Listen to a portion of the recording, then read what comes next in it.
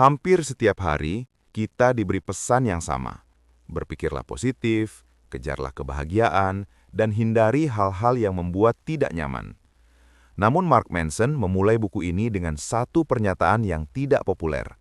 Hidup tidak selalu dan tidak perlu terasa baik.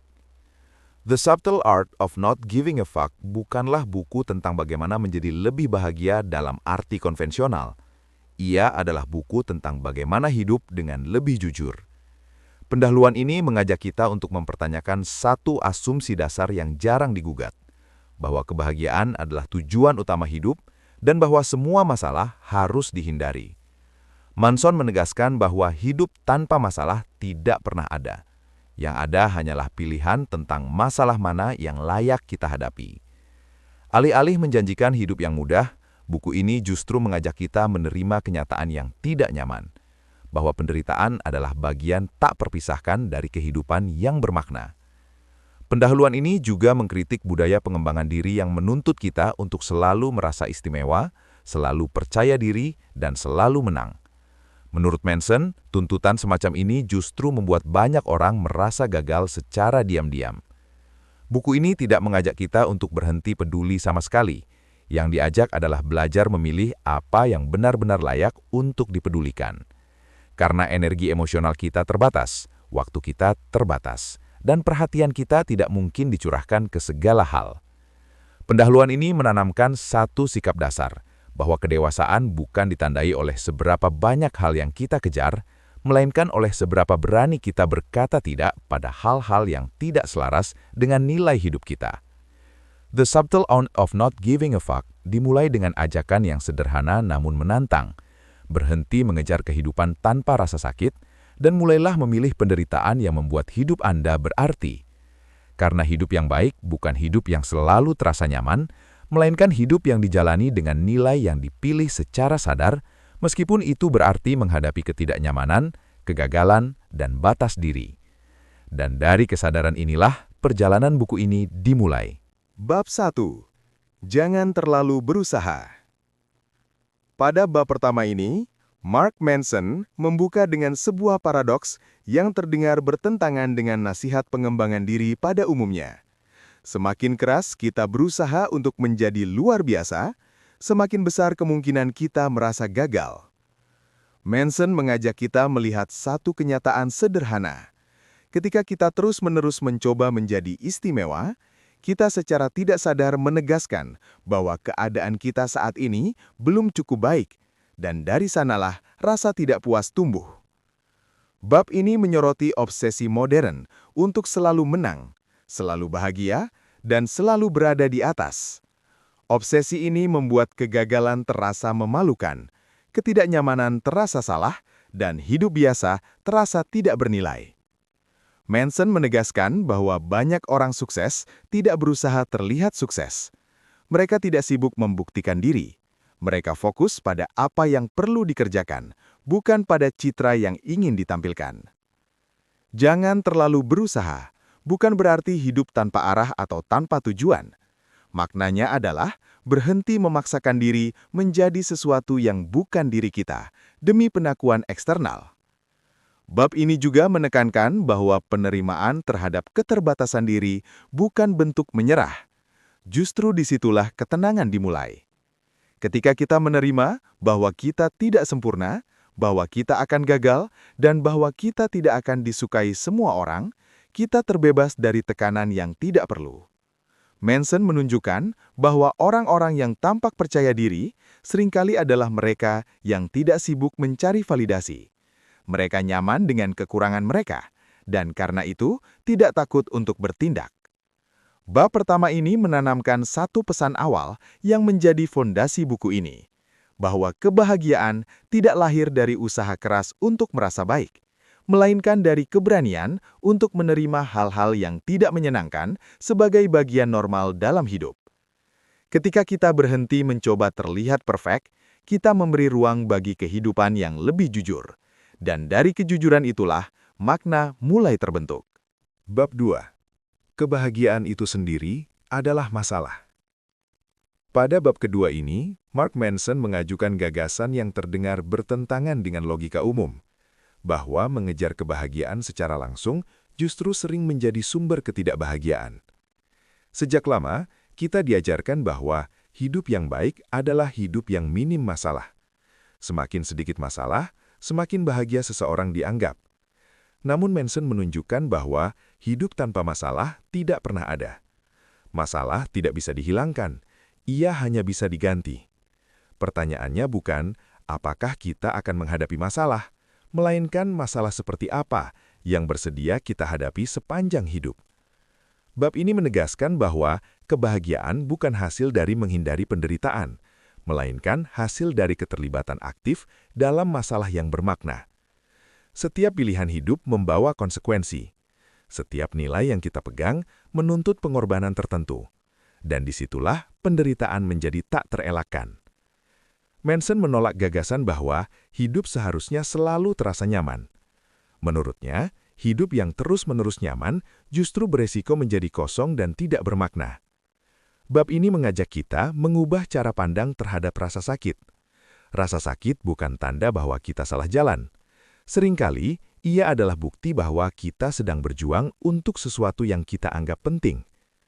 Kebahagiaan dalam kerangka ini bukan tujuan akhir. Ia adalah efek samping dari keterlibatan jangka panjang dalam perjuangan yang kita pilih secara sadar. Bab kedua ini menutup dengan satu kesadaran penting, bahwa hidup yang baik bukanlah hidup tanpa masalah, melainkan hidup dengan masalah yang selaras dengan nilai-nilai kita. Dan ketika kita berhenti bertanya, bagaimana caranya agar saya selalu bahagia? Lalu mulai bertanya, masalah apa yang layak saya tanggung? Disitulah kehidupan yang lebih jujur mulai terbentuk. Bab 3. Anda tidak istimewa.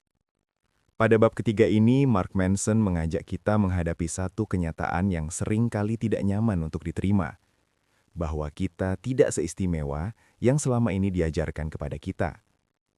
Sejak kecil, banyak dari kita tumbuh dengan pesan bahwa kita unik, luar biasa, dan ditakdirkan untuk hal-hal besar. Pesan ini terdengar positif, namun Manson menunjukkan sisi gelapnya. Ketika setiap orang diyakinkan bahwa ia istimewa, maka menjadi biasa terasa seperti kegagalan. Ketika ekspektasi terlalu tinggi, realitas hidup yang normal terasa mengecewakan. Bab ini mengkritik budaya yang mengagungkan kepercayaan diri tanpa fondasi tanggung jawab dan kompetensi. Rasa "aku istimewa" yang tidak disertai usaha nyata seringkali melahirkan frustrasi, bukan kebahagiaan. Manson menegaskan bahwa mengakui diri sebagai orang biasa bukanlah bentuk menyerah. Justru sebaliknya, ini adalah awal dari kebebasan psikologis. Ketika kita berhenti merasa harus luar biasa, kita bisa fokus untuk menjadi baik. Baik dalam pekerjaan, baik dalam hubungan, baik dalam komitmen yang kita pilih. Bab ini juga menekankan bahwa kerendahan hatian bukan berarti meremehkan diri. Ia berarti memahami posisi kita secara realistis di dunia yang luas dan kompleks. Dengan menerima bahwa kita tidak lebih penting dari orang lain, kita justru dapat membangun hubungan yang lebih sehat dan tujuan hidup yang lebih membumi. Manson menunjukkan bahwa banyak pencapaian bermakna lahir dari kesediaan untuk memulai sebagai orang biasa, belajar dari kesalahan, dan bertahan dalam proses yang panjang. Bab ketiga ini menanamkan pesan yang tegas, bahwa makna hidup tidak datang dari merasa istimewa, melainkan dari komitmen terhadap nilai dan tanggung jawab yang kita pilih secara sadar. Dan ketika kita berdamai dengan kenyataan bahwa kita tidak istimewa, kita tidak kehilangan apapun. Sebaliknya, kita memperoleh kebebasan untuk hidup dengan standar yang jujur, bukan dengan ilusi yang melelahkan. Bab 4. Nilai dari penderitaan. Pada bab keempat ini, Mark Manson membawa pembahasan ke pusat filosofi bukunya, bahwa penderitaan bukanlah kegagalan hidup, melainkan bahan baku makna. Manson menegaskan bahwa setiap nilai yang kita anggap penting selalu memiliki harga emosional. Cinta menuntut risiko kehilangan. Kejujuran menuntut keberanian menghadapi penolakan. Ambisi menuntut kegagalan berulang. Tidak ada nilai tanpa penderitaan. Masalah muncul ketika kita menginginkan hasil tanpa mau menerima rasa sakit yang menyertainya. Kita ingin hubungan yang sehat tanpa konflik. Kita ingin keberhasilan tanpa frustrasi. Kita ingin hidup bermakna tanpa ketidaknyamanan. Bab ini menunjukkan bahwa penderitaan bukan sesuatu yang harus dihilangkan, melainkan sesuatu yang harus dipilih dengan sadar. Penderitaan yang tidak dipilih akan terasa menyiksa. Namun, penderitaan yang selaras dengan nilai akan terasa bermakna, meskipun tetap sulit. Manson mengajak kita untuk berhenti bertanya, bagaimana cara menghindari rasa sakit? Dan mulai bertanya, rasa sakit seperti apa yang bersedia saya tanggung demi hidup yang saya anggap layak? Bab ini juga menekankan bahwa kebahagiaan tidak pernah terlepas dari konteks penderitaan. Ia muncul ketika kita merasa bahwa rasa sakit yang kita alami memiliki tujuan. Ketika penderitaan terasa sia-sia, ia menghancurkan. Namun, ketika penderitaan terhubung dengan nilai, ia menguatkan. Bab keempat ini menutup dengan satu kesadaran yang mendalam, bahwa hidup yang baik bukan hidup yang bebas dari penderitaan, melainkan hidup di mana penderitaan tersebut memiliki makna yang jelas. Dan di sanalah, menurut Manson, kedewasaan emosional benar-benar dimulai. Saat kita berhenti melarikan diri dari rasa sakit dan mulai memilihnya dengan tanggung jawab penuh. Bab 5. Anda selalu memilih. Pada bab kelima ini, Mark Manson mengajak kita menghadapi satu kebenaran yang sering kita hindari, bahwa dalam hampir setiap situasi hidup, kita sebenarnya selalu memiliki pilihan. Seringkali kita berkata, saya tidak punya pilihan. Namun menurut Manson, pernyataan itu lebih sering menjadi cara halus untuk melepaskan tanggung jawab. Bahkan ketika pilihan terasa sempit, bahkan ketika keadaan tidak ideal, cara kita merespons tetap merupakan keputusan. Bab ini menegaskan perbedaan penting antara rasa sakit dan penderitaan. Rasa sakit seringkali tidak bisa kita hindari.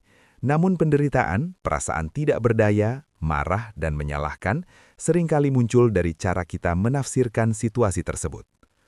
Manson menekankan bahwa mengambil tanggung jawab tidak selalu berarti menyalahkan diri sendiri. Tanggung jawab berarti mengakui bahwa kendali atas respons kita ada di tangan kita, meskipun penyebab masalahnya berasal dari luar diri kita. Bab ini juga mengkritik kebiasaan menempatkan diri sebagai korban permanen. Posisi korban mungkin terasa melindungi, namun ia menghilangkan kekuatan untuk berubah. Sebaliknya, ketika seseorang mengakui bahwa ia selalu memilih untuk bertahan, memilih untuk pergi, memilih untuk berusaha, atau memilih untuk diam, ia mengambil kembali kendali atas hidupnya. Manson mengajak kita untuk jujur terhadap pilihan-pilihan kecil yang kita buat setiap hari.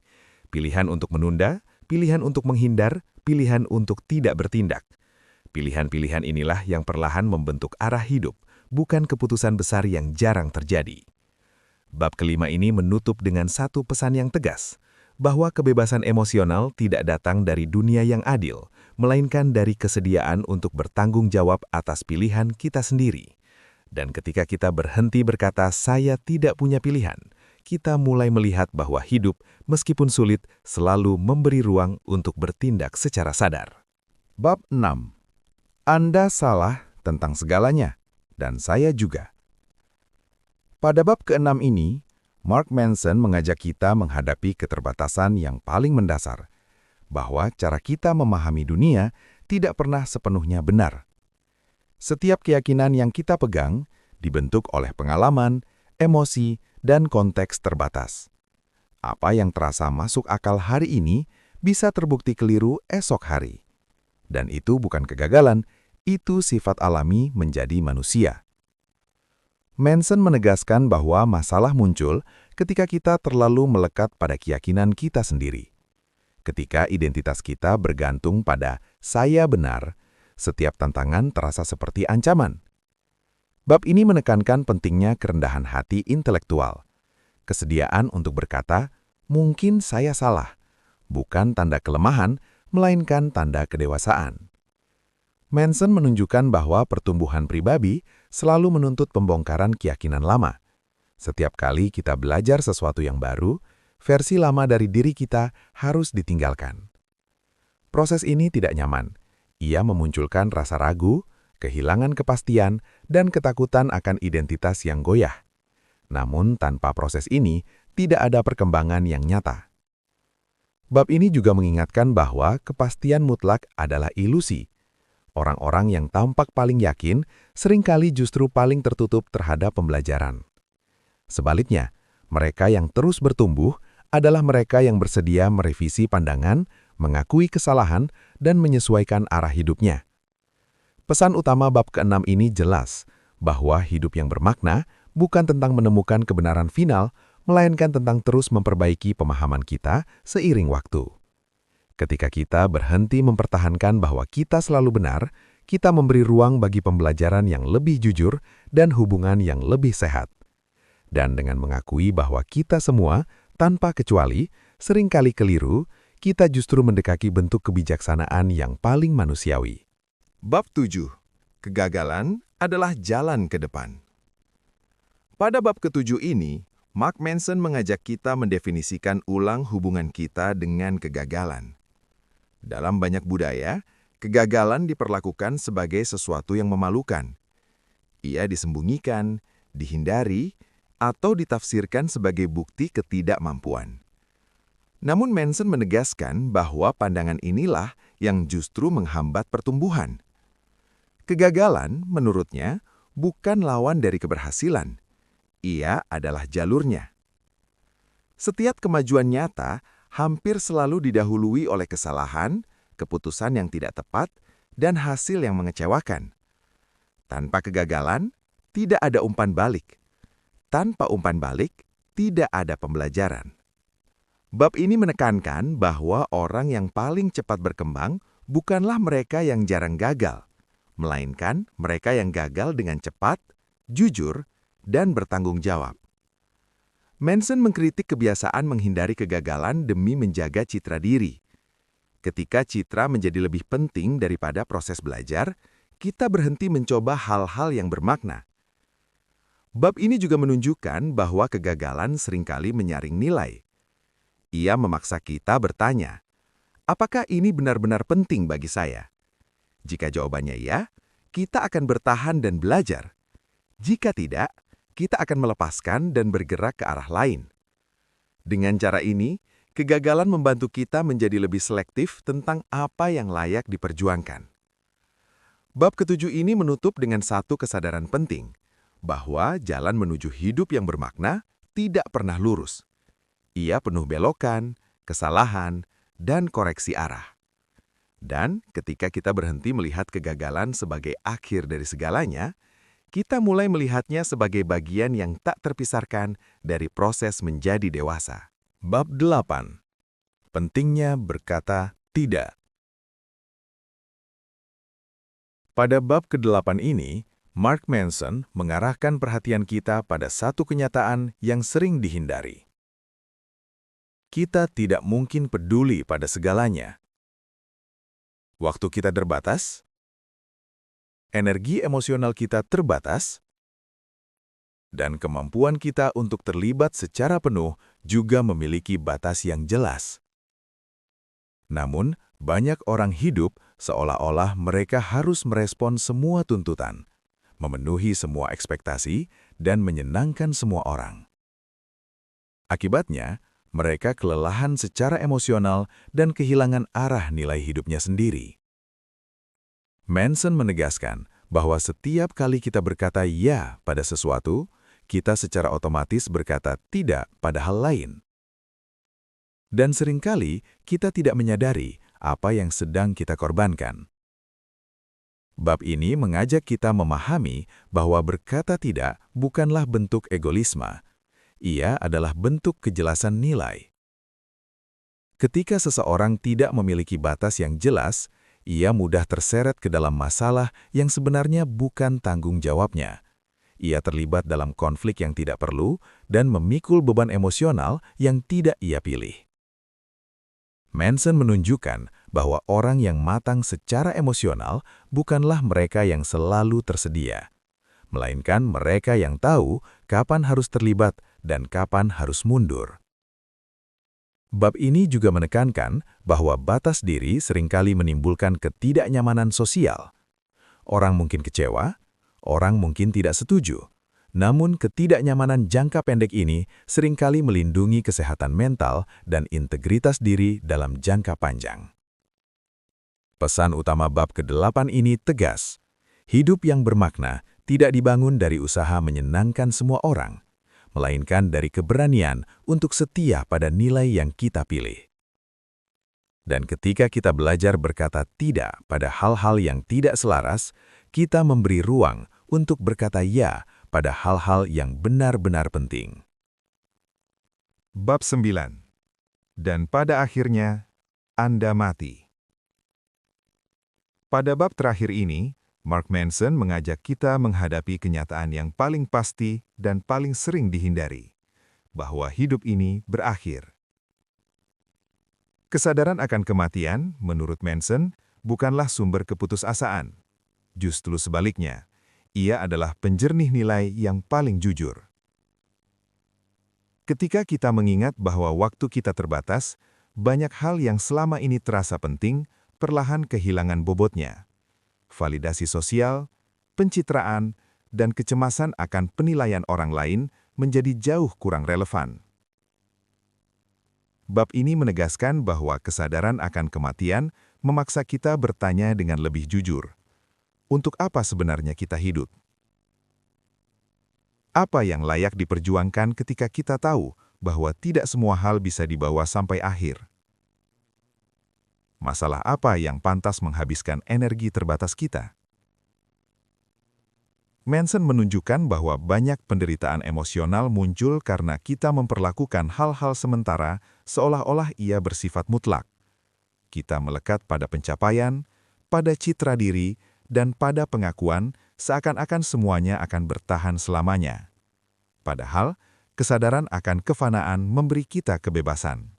Kebebasan untuk memilih apa yang benar-benar berarti dan melepaskan sisanya tanpa rasa bersalah. Bab ini juga menekankan bahwa hidup yang bermakna tidak diukur dari seberapa lama kita dikenang, melainkan dari seberapa jujur kita hidup sesuai nilai yang kita pilih selagi waktu masih ada. Penutup ini tidak menawarkan jawaban final. Ia justru mengajak kita hidup dengan pertanyaan yang tepat.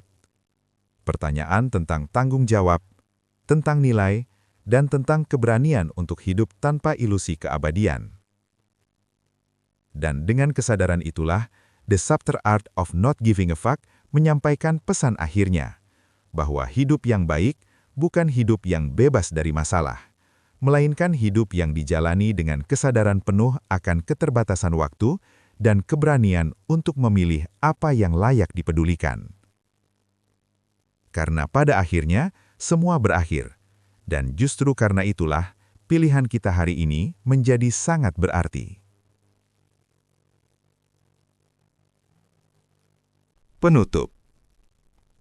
Pada bagian penutup ini, Mark Manson tidak berusaha memberi kesimpulan yang manis. Ia tidak menutup buku ini dengan janji hidup yang lebih mudah atau kebahagiaan yang permanen. Sebaliknya, ia mengajak kita berdamai dengan kenyataan hidup apa adanya. Sepanjang buku ini, satu pesan terus diperjelas, bahwa kita tidak bisa peduli pada segalanya. Dan mencoba melakukan itu hanya akan menguras energi tanpa memberi makna. Hidup yang baik, menurut Manson, bukan hidup yang dipenuhi oleh perasaan positif, melainkan hidup yang dipandu oleh nilai yang dipilih secara sadar. Bahkan, ketika nilai itu menuntut rasa sakit, kegagalan, dan ketidaknyamanan.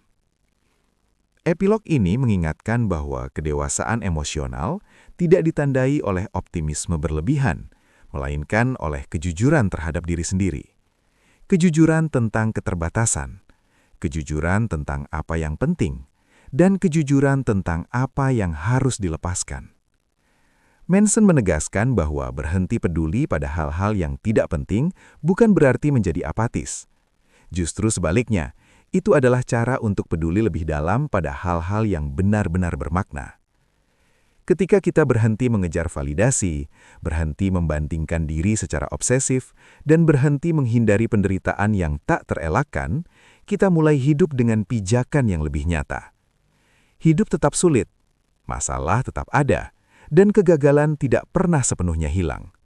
Namun kini, kita menghadapinya tanpa ilusi dan tanpa drama yang tidak perlu. Epilog ini menutup buku dengan satu sikap hidup yang jujur, bahwa makna tidak ditemukan dengan mencoba menjadi segalanya, melainkan dengan berani memilih apa yang layak diperjuangkan dan apa yang layak diabaikan. Karena pada akhirnya, hidup yang cukup bukan hidup yang sempurna, melainkan hidup yang dijalani dengan kesadaran, tanggung jawab, dan keberanian untuk mengatakan, ini penting bagi saya, dan yang lain tidak harus.